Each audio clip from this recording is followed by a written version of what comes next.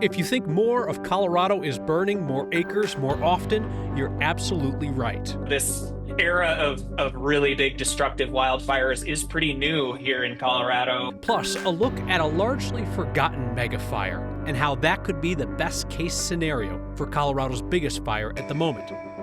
The Trump administration is ignoring the law on surprise oversight of immigration facilities, so Democrats in Colorado gave the required week's worth of notice for their surprise visit. And find me someone more optimistic than a teacher before the first day of school. I definitely am super excited to welcome the students back. Reality and optimism, and what lies between, tonight on Next. A wildfire on the western slope is now the 5th largest in state history, and the scariest fire could be the next one, because that half of the state is dry as a bone and primed to burn. Let's show you the state of things right now. The governor has disaster declarations out to bring in more resources for the elk and leaf fires that started in Rio Blanco County. Elk fires east of Meeker, moving away from town, 14,000 acres with containment growing. The leaf fire's a scary one. That exploded in size over the weekend, ran south into Garfield County toward Rifle. Little containment on its 113,000 acres and growing. The inmates have been moved out of the prison in Rifle, and the school district there, Garfield RE2, has delayed the start of the year until at least Wednesday. Firefighters went into this day expecting quote-unquote extreme fire behavior. Wildfires in this state didn't used to be like this extreme, this often. All 20 of Colorado's largest wildfires on record have burned in the last 24 years, and the biggest beasts have been far more recent. Here's Mark Salinger. In Moffett County, not too far from where the leaf fire is burning right now, a sign sits in a field reminding people of a time that's come and gone. The I Do fire, back in July of 1988, burned 15,000 acres. The sign remembers it as the largest fire in Colorado's recorded history back then.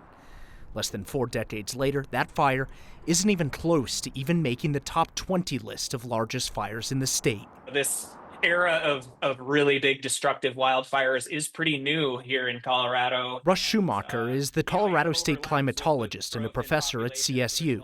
As the leaf fire grows into the record books, he says it's all because of hot, dry, and windy conditions year after year. It's not all climate change that's driving this. There's a lot of factors at work, but climate change is certainly one of them. 4 of the state's 5 largest fires have burned in the last 5 years. Cameron Peak, East Troublesome, and Pine Gulch all burned in 2020. The Hayman fire burned in 2002. And now, the leaf fire. We had 6 days in a row of red flag warning conditions, which is low relative humidities, high temperatures, and high winds. Tyler Nath is the operations section chief working the leaf fire. It's grown to more than 113,000 acres, bigger than the size of the city and county of Denver.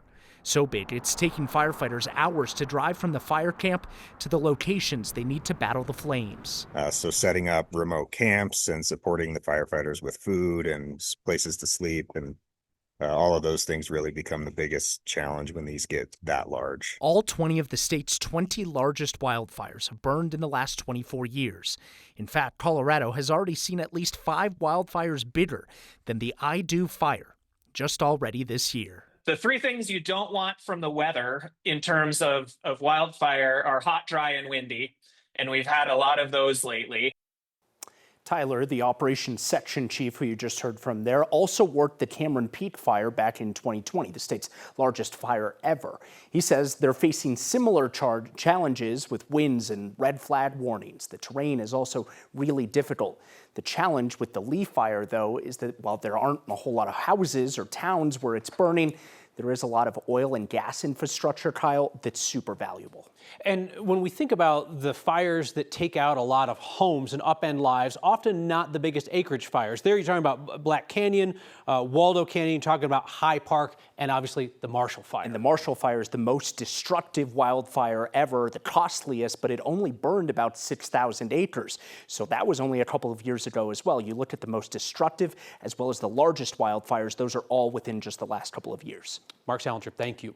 So I would bet that many Coloradans could name the largest fires in state history, Cameron Peak and East Troublesome Fire. Guessing a lot of Coloradans would also peg the infamous Hayman Fire as one of the 5 largest in the state, along with this new leaf fire. It is that last one, maybe you heard Mark mention it, that I think a lot of people would struggle to name. the Pine Gulch fire. When you look back at that fire, it's actually kind of a best case scenario for Colorado's current monster fire. The Pine Gulch fire, which started at the end of July 2020, kicked off a devastating summer and fall of fire in Colorado. It began burning on BLM land in Mesa County, and then it ran wild to become the largest fire in Colorado history, briefly surpassing the Hayman Fire's 18-year hold on that record.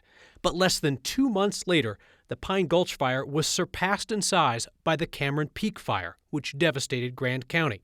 And by the end of fall 2020, the East Troublesome fire was also bigger, as it threatened Estes Park.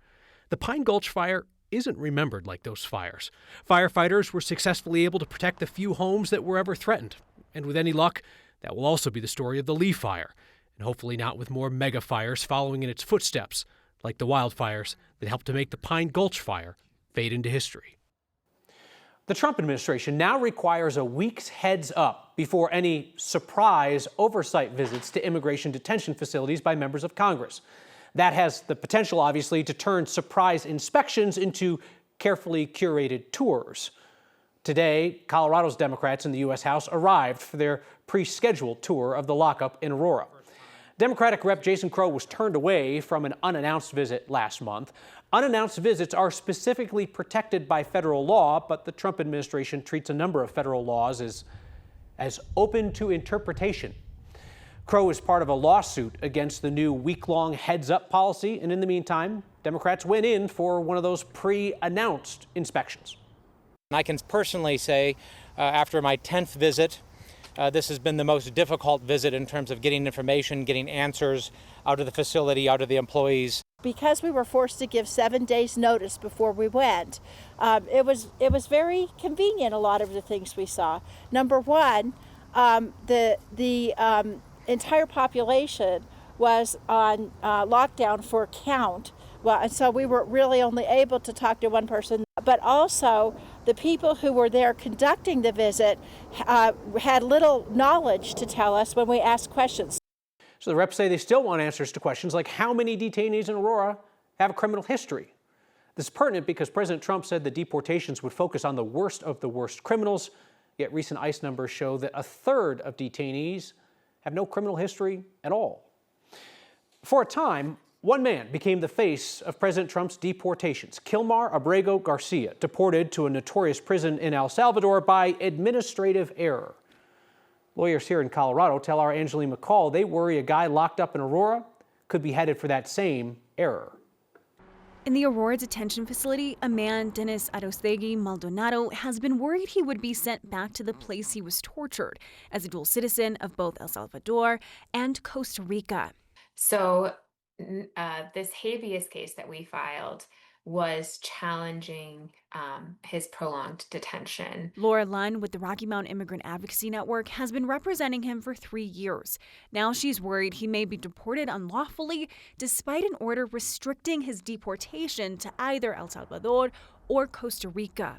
I was having heart palpitations when I received notice that my client was getting moved very, very suddenly. Her concern? That this case could end similarly to Kilmar Abrego Garcia's, a husband and father from Maryland who was deported to El Salvador despite a judge's order barring that. The federal government's track record with deporting folks to third countries without any prior notice and unlawfully deporting folks to countries where they've already earned protections. We wanted to make sure that the same thing would not happen here with our client, Dennis. A judge on Friday ruled Maldonado can't be transferred out of Colorado for now and found there was a real risk that the government would unlawfully deport him back to either El Salvador or Costa Rica, where he was severely beaten and raped by 3 Costa Rican police officers.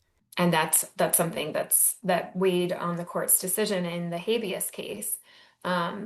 Just saying, somebody needs to be able to be protected from that type of harm. He'll get a hearing now for a judge to determine if he should be released while his court case is pending, a process that could take months or years.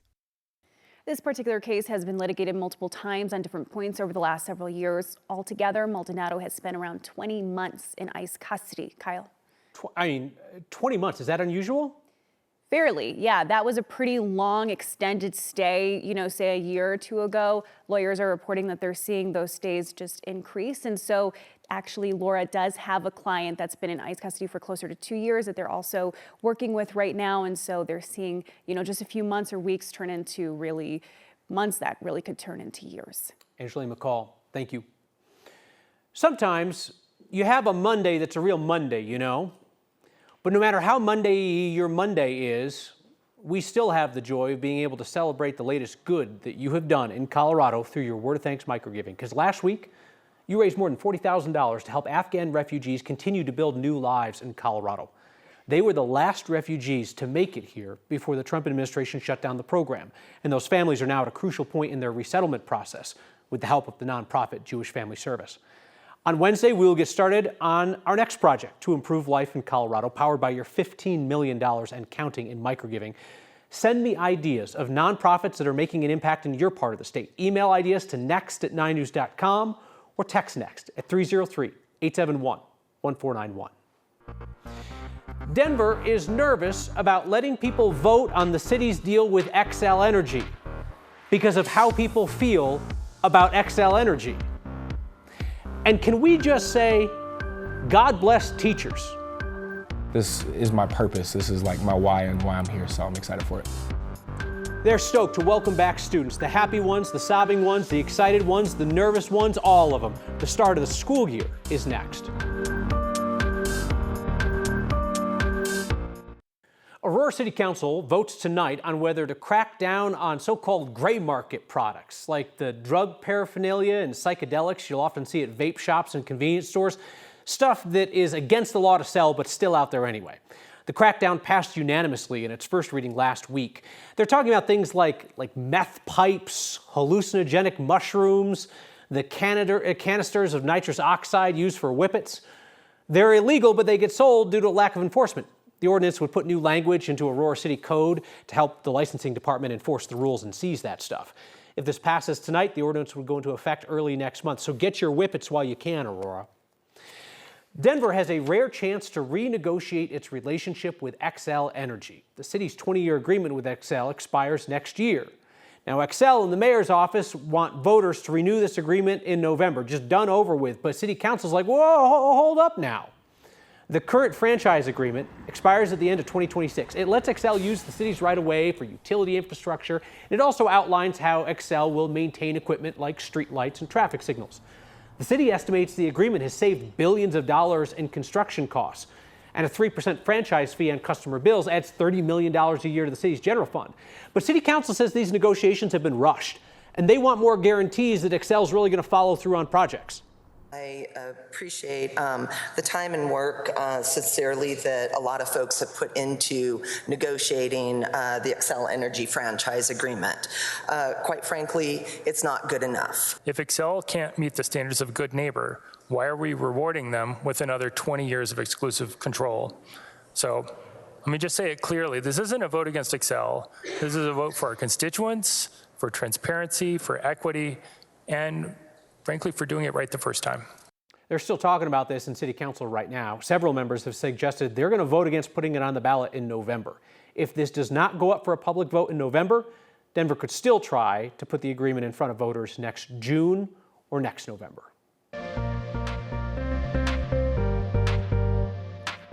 A beautiful summer day. Finally got to see that blue sky. We've been plagued with wildfire smoke and haze, even an air quality alert that canceled out at 4 o'clock. And temperatures trending cooler the last couple of days. Even the bugs and birds are happy out there, and we should have a beautiful sunset tonight. I've been focused in on Lamar this afternoon because that's the corner of our state that had the best chance of seeing rain from storms that have been producing wind and lightning. We have temperatures trending about 10 degrees cooler than average today in the lower 80s.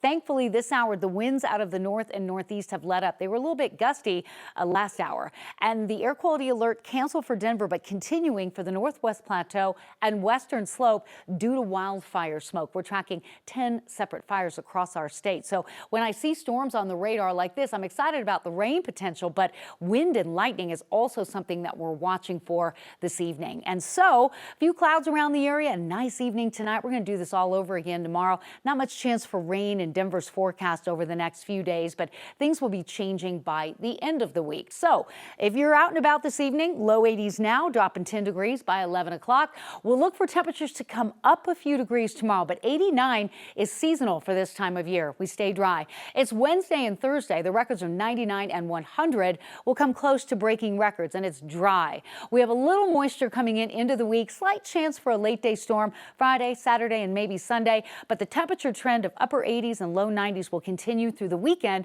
into early next week. School has already started for teachers. They are all kinds of excited, just waiting for students to fill those seats for a fresh year. Hey, a reminder, you can catch Next streaming each night, 6 p.m. on 9 News Plus. And Next is a podcast each weeknight, wherever you find your podcasts.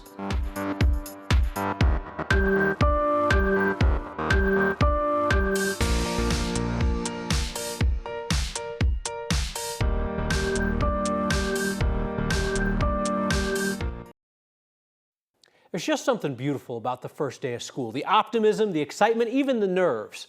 Teachers have all those feelings too, even right now in Denver without kids in the classroom yet. We witnessed that at Monroe Elementary today. School year always brings new challenges and new anxieties, and every year is different, and that's one of the best parts about being a teacher. My name is Preston Ganaway, and I teach 2nd and 3rd grade ELA E literacy. This is our first day back where teachers come back, and then we have some time to set up in our rooms and get everything ready to welcome our students back next week. Hi, my name's Sarah Chacoin, and I teach music at Monroe Elementary School. I think every teacher can relate. We always say we'll do better in June, we'll do better, we'll have everything organized, we'll put it away, and then June comes and everyone's just throwing things into cabinets and closets trying to make sure we're up to code for the summer. We are setting up our space, our classroom for our first graders. Hi, my name is Rosa Salguero and I am teaching first grade ELA S. It is very important because they can feel it's their second home. And as a teacher, they can feel that confidence, and that makes them come back the second day and have fun. We're just getting the classroom set up. That's honestly the hardest part about the beginning of the school year. Thinking from everything from desks to materials. And so, yeah, just getting the classroom ready for kids to walk in next Monday. I'm blessed this year to be able to move with my 2nd graders into 3rd grade. And so we put in so much work last year in reading, so I'm really excited to see how much they've grown. I hope for them to feel safe and secure enough in this space and school that they are able to explore who they are. That they grow, both as students and as people. To be successful during the year, and I expect them to have fun. Just ready for those kids to walk in on Monday morning and be ready to learn. We are back with your feedback. Marilyn has it. Did you have a lovely weekend? I did have a lovely weekend out by the pool. Oh, look at you. Fun. Yeah. Thriving. I hope you're thriving. We'll see in your feedback next.